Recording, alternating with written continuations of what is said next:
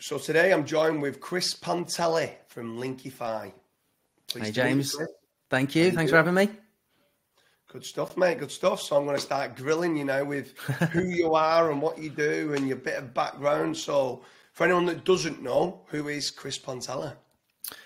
He's a male model. Yeah,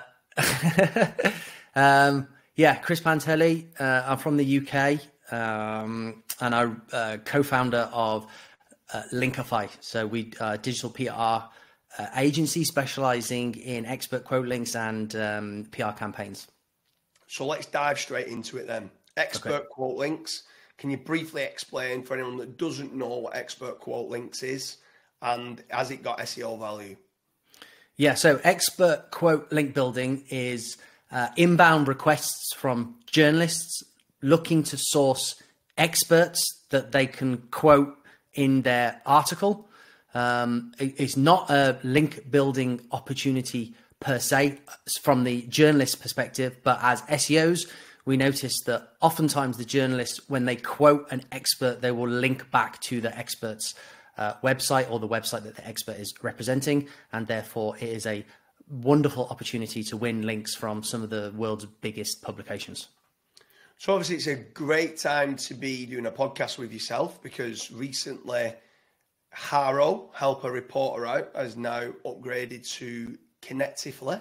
So can you explain a little bit about anyone that knows about HARO, why the change? Is it better, the dashboard now? Is it making it harder for people who are trying to do expert quote link building? Has it made it better for Linkifi? Like why have they upgraded, and is it good or is it bad for you as a company? Yeah, so it used to be 3 emails a day. Anyone that knows the old system or remembers it, I mean, it's been around for nearly 15 years now. So it was 3 emails a day from multiple journalists sourcing experts. Everybody got very used to that. Obviously, 15 years is a long time to be doing something the same way.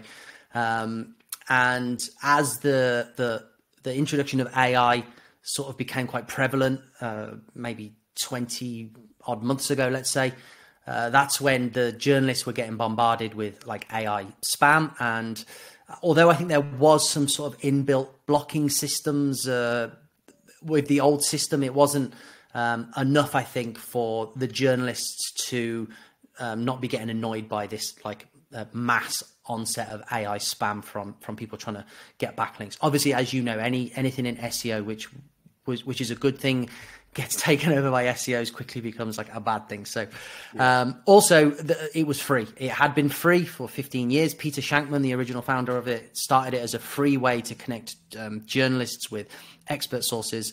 And the new system is now pay to play. So you got to pay. If you want to play, you got to pay. And it's not prohibitively expensive, but there is a cost. You get 5 free links, 5 free pitches. So potentially 5 free links per month. And then on top of that, any additional pitches you want to do, there's a cost to it. I think it's like $1 a pitch, or maybe less if you scale up the amount of pitches that you buy. Is it better? It's different, and it takes some getting used to. I'd say the biggest, certainly for an individual, I'd say the biggest change, if you've been used to the old system and you're going on to the new system, is the psychology behind it. So you used to get these 3 emails a day. Obviously, you'd be working for 1 or 2 of those if you're working. And then you'd maybe set aside that one of those email blasts to sit down, look through, see what's appropriate, and then fire off 1 or 2 pitches. So it's now like a continual roll of source requests that are just dripping in like continually. So now you need to just psychologically decide how you want to approach it. If you want to sit down for a few hours a day, if you want to look through. I mean, the worst thing is missing the perfect opportunity, but that does happen.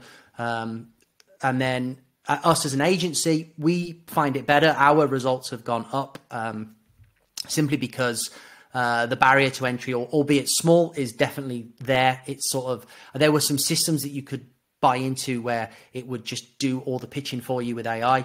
Not recommended, although because you could pay very cheaply and they would send so many, you would eventually win some links. The cost now, I think, has sort of wiped all of that out. So if you want to be involved, you've got to pay a small amount, which means there's a lot less AI spam. and it's a golden opportunity to create pitches better than the people that are paying but aren't taking any care or attention. They just plug and play in ChatGPT and sending off an AI response. If you go one step above that with any level of looking at what you're actually doing, checking that it doesn't look like AI, and doing some research, just one notch above can set you apart from 90% of what's being sent in. Yeah. So what was interesting then is several times you mentioned AI, but you followed it with AI spam. And obviously artificial intelligence is in and around us all. Does Chris Panteli at Linkifi use AI? But obviously it's garbage in, garbage out. So it's how good your prompts are. Not all artificial intelligence is spam. Some can be used in a good way. But is Linkifi using AI in any sort of way to integrate further growth within your business? I think you'd be mad not to be using AI like in this day and age. It is fantastic, but again, like you said, garbage in, garbage out. So it's how you use it. I spoke at Dubai SEO conference last year, towards the end of last year, and I spoke about how you can use it and what it is that journalists are looking for and what it is that they're not looking for.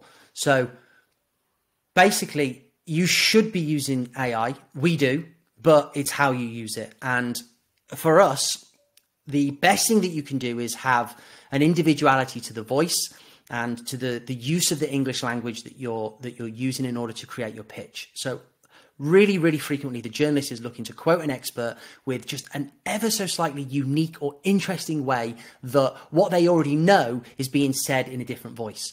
So, for example, it could be a fitness expert, a fitness journalist that's writing an article about the best way to get motivated to go for a run.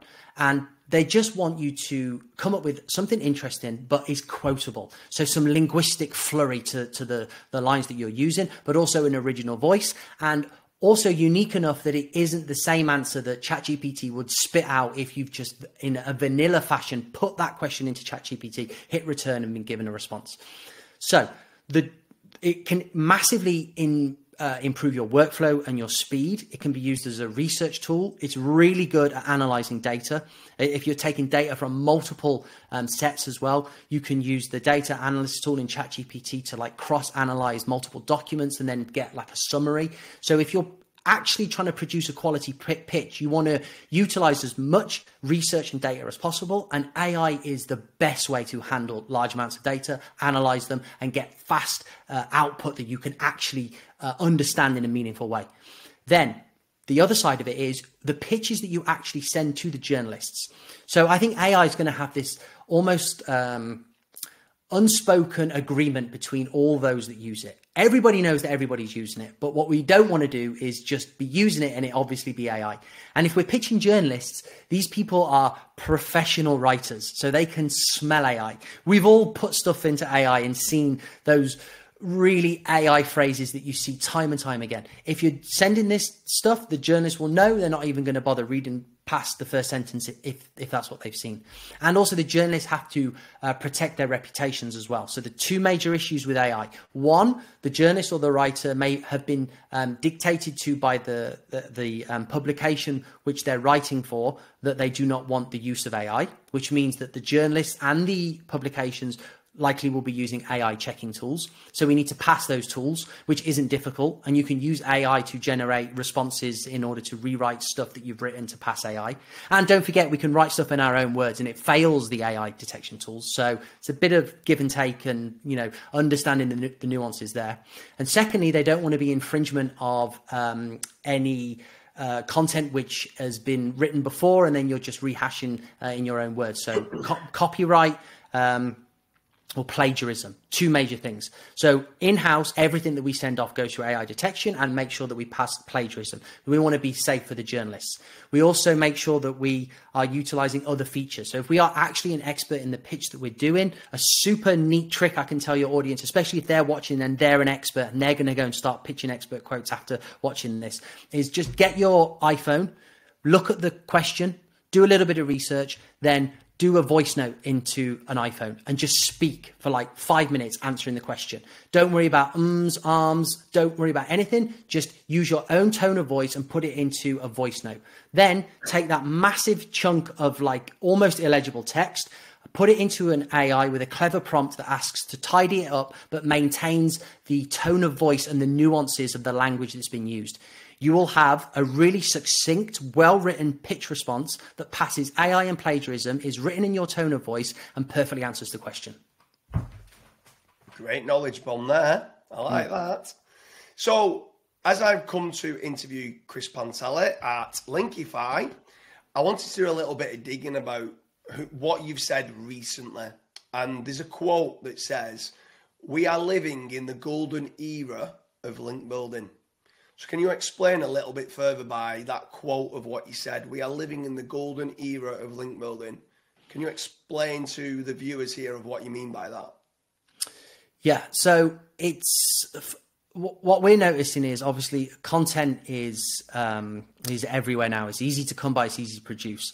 So the distinguishing features for content is twofold. It's the quality and where it's coming from. So I do believe that news publications and journalistic content will be around and survive the AI mass production of content. And journalists have, since time immemorial and for the foreseeable future, will want to enhance their articles, the credibility by quoting experts from the expert quote side, and then from the digital PR side, they want to feature experts and feature real people talking about the stories that matter to their audience. Which means this is a great time for us to be those people. So that takes some work in order to set yourself up, set your profile up, make sure that you have a wide visibility across the web. But it's a great time for us to be that person and get featured in these publications, develop our own brands, develop the brands of our business, and also controlling the narrative of the AI as well. So the AI tools that are scraping hundreds and thousands and billions of data points, the more that we're getting our name and our business and our brand message and our brand narrative out there into the ether, onto these trusted sources, the more that we're going to control what AI is going to say about us and our business. So Linkifi obviously does reactive PR campaigns, it does expert quote link building. If anyone wants to know a little bit about the difference between reactive PR and expert quote link building, check the link in the description. Me and Chris actually speak about the difference between the two strategies of what people can do for link building. But I'm now going to talk about, like, obviously you must be happy with the latest Google leak, because obviously in that Google leak, it talks about tier 1 publications and getting links on fresh pages, which kind of screams and shouts you want to be getting your name and ideally getting links on fresh pages in Google News, in tier 1 publications. It screams and shouts digital PR, right? And the SEO community now seems to be the buzzword.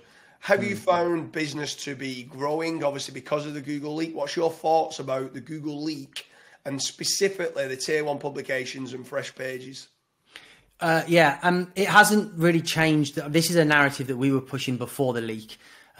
We interviewed Barry Schwartz on our podcast a while ago, and we asked him his views on this. And obviously, a lot of the leak was, although it was confirmed by Google, there was no sort of definitive clarification that everything within that API documentation was either historically or currently being used by Google. However, for a lot of SEOs, we sort of looked through it, and the stuff that we saw, it did sort of validate a lot of our pre-existing opinions. So we know that there is a lot of safety in building links on tier 1 news publications, simply for the fact that they receive so much organic traffic from Google anyway. And obviously a large amounts of organic traffic is a big signal that Google trusts that site. Google will not send a website, hundreds of thousands of millions of organic monthly visitors if it doesn't trust the site. So if we were to build a link, if we were able to win a link from one of these sites, we can feel relatively confident that, in 6 months or 12 months time, when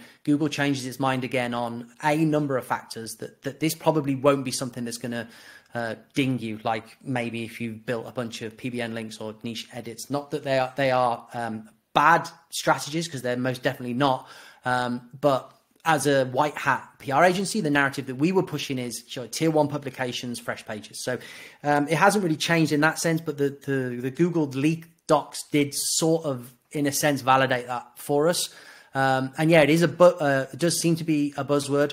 But I think the value is it just goes beyond the SEO, the like algorithmic SEO value. So you have all the other elements to it as well. I mean, PR is an industry far older than the internet itself. So we want to be building brands. We want to be building multiple touch points with customers. If you're an e-com site, if you're a SaaS business, if you're an affiliate site, whatever it is that you are, you want to be building brand. You want to be building multiple touch points across the web.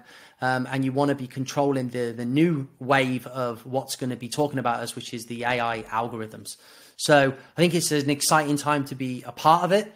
It also grows and develops your EAT, which we know, although not an algorithmic ranking factor, at some point a search quality rater, a human from Google, is likely going to come and click and look at your website and wants to know really quickly whether or not it can trust your website. And if it can see that you've been featured in websites that it's heard of, then it's another tick in the box to get you to pass that and have longevity for your business. Yeah. So with regards to digital PR, now you've sold it upon the viewers. Everyone's all in. I want to do digital PR, right? But for some reason, they don't want to use Chris Panteli. They think that you look like one of my business partners, Scott Calland, and they don't want to use Linkifi, right? So for whatever reason, they do not want to use you, and they don't want to use Linkifi. They can use Scott. Right, yeah, it's the next best thing. Yeah. The effective pitching, if they want to do this themselves and they're looking for an effective pitching in the current climate, what setup, what profile, what visibility, what is needed for them to be able to do it themselves? If I want the viewers to have some sort of knowledge, if they did want to do it themselves, what's needed there? Okay, so sign up for any of the platforms that are free to begin with. So free Connectively account, quote account, set alerts on X for hashtag journo request, hashtag PR request, and then make sure your about page on your website accurately reflects your credentials that are aligned with that website. And if you haven't got that, then that is something that you need to look into. Depending on your feelings towards bending the truth slightly, depending on what niche you're in, I would not recommend this with anything YMYL, medical, etc. But if you've got a travel website and you've only ever been to one country, can you say you've been to 20 countries and you're a travel expert? I would, because you need to be an expert. This is the key. You've got to be an expert. And you need to have that visible on the about page. You don't want one profile picture of yourself that looks like it's been generated by AI and one paragraph that just says, I'm an expert. You want to talk about everything that you've done, every accolade, every award, every credential. Everything needs to be really well represented on the about page, because the journalist will go and check you out. It takes them 5 seconds to do it. And if they can't find it, they'll move on. So make sure it's there and it's easy to find. Make sure that visibility extends beyond the website. Make sure that it goes onto a LinkedIn profile, social profiles, and make sure that you're not a gardening expert on your gardening website, okay, which is fine. But then if the journalist clicks on your LinkedIn, you are an SEO manager or a cold email marketing specialist. It's not going to, the two and two aren't going to click with the journalist. They're going to think, I don't trust this, and they're going to move on. So for the duration of whichever campaign that you're running, make sure that all of that expertise and visibility tracks through across all those platforms.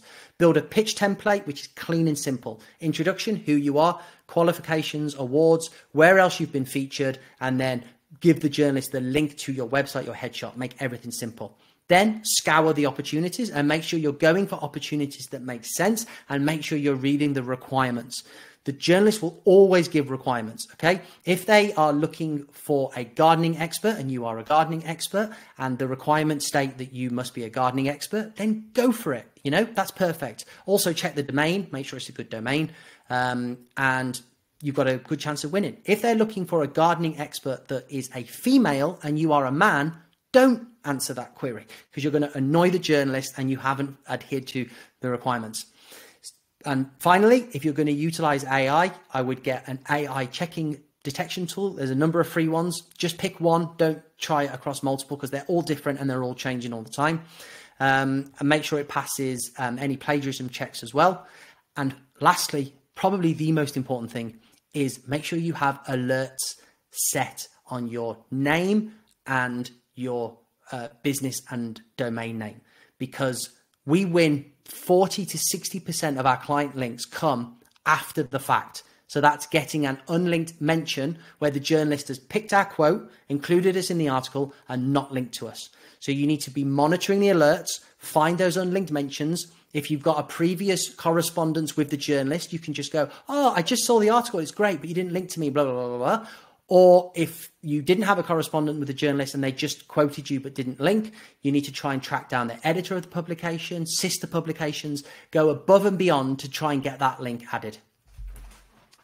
Sounds like a lot of hard work to me, that, Chris. Well, it's worth it though. Anyone who watches my channel will know that if I build an extension on my house, I get a bricklayer to come and build my wall. I get a roofer to come and do my roof. I go and get an electrician to do all my electrics. Like, for me, it's just, you know what you're doing for expert PR, digital PR, for reactive PR, for expert kind of comment PR. Like, for me, it's just better to outsource to people like Linkifi and listen to all that. Like, just do this and just do that. I'm like, no, there you are. How much is it? Go on. You can absolutely do it on your own. And my advice to your audience watching that, like, doesn't have budget, doesn't have time, too much time, is to a little hack is just to get one or two of the links that you know you can get. Find your competitors in your space, go to a few competitors' websites, see what logos they've got on the front page of their website. Chances are they're expert quote links, and chances are if they've got them, you can get them. Go and find them, those requests on those platforms, and just respond to those until you win those links. It's the easiest way to get started. So just a couple of things on that if people are looking to do it themselves, you mentioned, but it was quite quick as you was going through it, you mentioned one or two different tools. So obviously HARO now has changed to Connectively. Is that paid? Is it pay and play? Or can you get so many requests for free per month? And then I think you mentioned quoted. I think there was something plugs, press plugs or something like that. Like, can you just list those of what they are? What if someone's doing it on a budget, what's their best way? I think on Twitter you mentioned PR request and journal request. Are they the hashtags as well? So if someone's looking to do it, like what's the four things that you would do? Twitter and hashtag journal request, hashtag PR request, set alerts, because that's all free.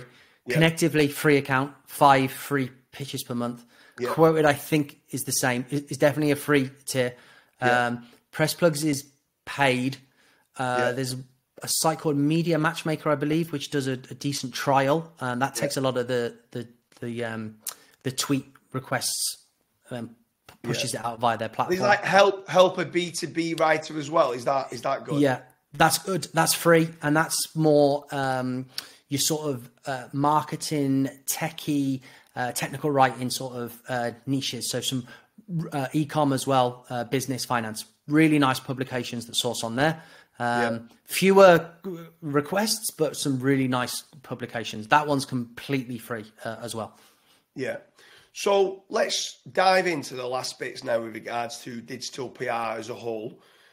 What's the difference and what do you think people like SEOs or webmasters or SEO agencies should be concentrating on? Is it all forms of PR, digital PR? Is it reactive PR, brand kind of profile PR, or expert comment, link building? Like, should they be doing just one of them? Or are you kind of the opinion that they should be trying to do everything and trying to get as many different referring domains pointing through to their website as possible? Yeah, I mean, obviously it depends on the circumstance of the individual and the business. But yeah, more referring domains, the higher you grow your authority, and then obviously you can start ranking for more and more keywords. You can start getting more traffic. Then you can convert more customers, make more money.